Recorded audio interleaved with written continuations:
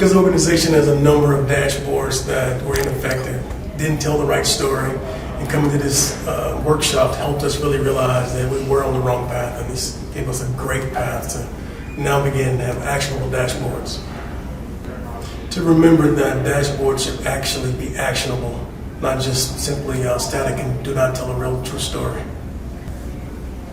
Think about the ways to add value to the organization.